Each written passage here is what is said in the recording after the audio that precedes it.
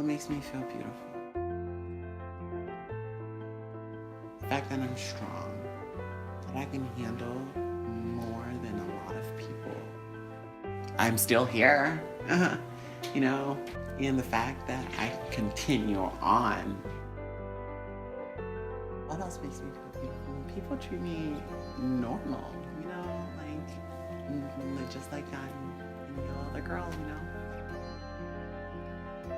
I would even go as far as to say, like, when a guy likes me or hit on me, or I would more say specify a straight guy, you know. It makes me feel like, yeah, I'm just another girl, which is what I am. It's making me feel normal. It makes me feel beautiful. It makes me feel wanted, you know.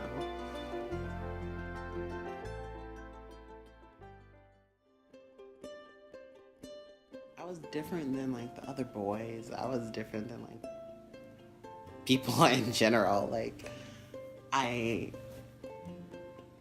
there's no specific time where I realized that I was like different. I just always knew that I was like different.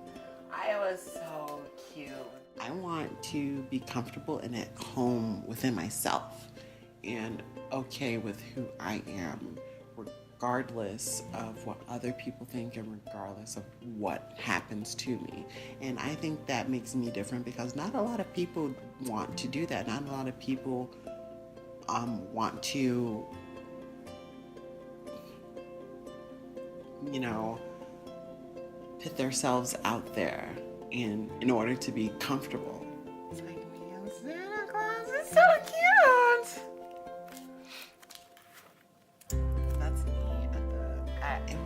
It was a big shocker, you know. My parents reacted in certain ways. My mom reacted as I would have thought she would, and my dad reacted so differently than I thought he would. Basically what he told me was, I don't want you to do this, but I understand that you're going to, and I understand why you're going to do this, and I'm going to love you because you're my child regardless. My mom, she was a little different with the whole situation, which I expected her to be. What she said, unlike what my dad said, is, because of my beliefs, my personal beliefs, I don't want you to do this. I don't understand why you're doing this, but I understand you're going to do this.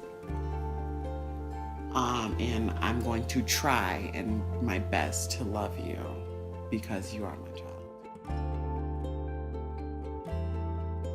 My dad would have his moments where he gets frustrated with the fact that I'm taking this serious because this is who I want to be. But he comes back to reality at most points in life and say, hey, this is what it is, and we'll love you regardless, you know.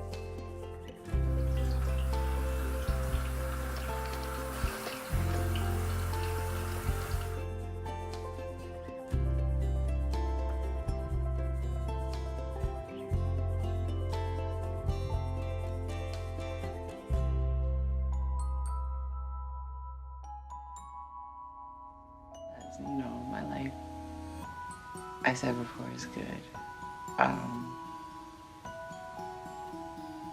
But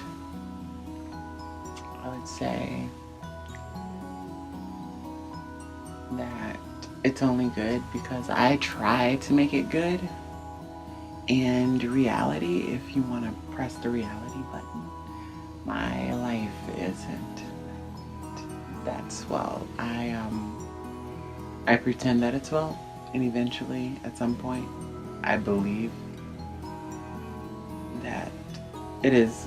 My life is pretty good, and then it actually is good, but that takes a lot of work and a lot of energy. More energy than I have in my body, and then reality sets in, and the truth comes out. I've been kind of on my own in my life. I mean, I had people who took care of me, my parents. But again, hitting the reality button here. My life, I've been kind of alone. The bathroom? What are we doing in the bathroom? Just trust me.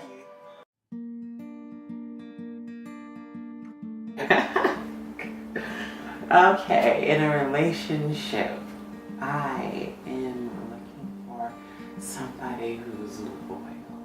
I'm looking for somebody who likes me for me, you know, who doesn't care whether I'm transgender, black, fat, skinny, and yeah, someone who doesn't mind all my flaws and imperfections, who sees perfection in my imperfections, somebody who's true, who has emotion in me. Age with me. That's cute, yeah. As far as guys and boys go, every relationship I have was always one-sided.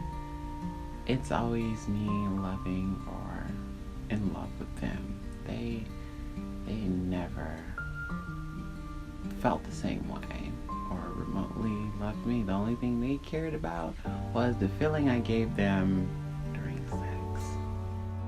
But I want someone who I don't have to settle for, who I like, and, you know, who likes me. It's that so far I haven't found that person. Going this long without being with somebody makes me depressed. That's why I usually constantly try to be with somebody. It gives me enough energy to at least fake it until I make it, fake this happiness, and then eventually I'll fake it so much that I won't even realize that I'm faking this happiness, and then it'll just be happiness that I have, if you feel what I mean. But then that kind of goes away as time go on with me not being with someone. So then I gotta be with someone in order to, you know, recharge and do it all over again. Would you stop? I'd say it's harder being a black transgender woman than a white transgender woman because it's well, black people are already stigmatized by themselves, and so is transgender women, and it's twice as worse and 7 times as hard being black and trans.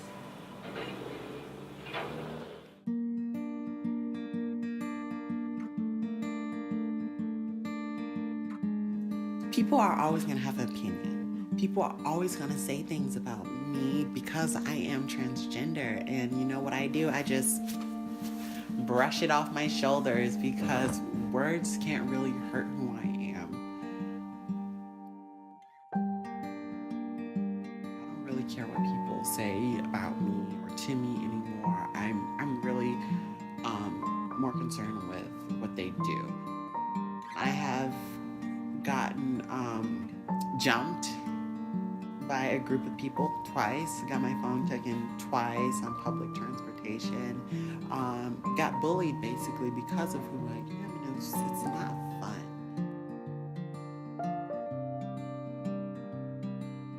This world is really messed up. It's a lot of ugly in this world, and it's a lot of negativity. And by me being so down and getting like bullied and everything, it just puts more negativity in this world. That's not something I want in my life, you know.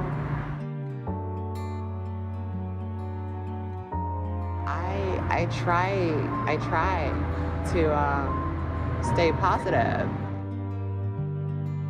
I'm still here, and I'm always gonna try to find a way to make it.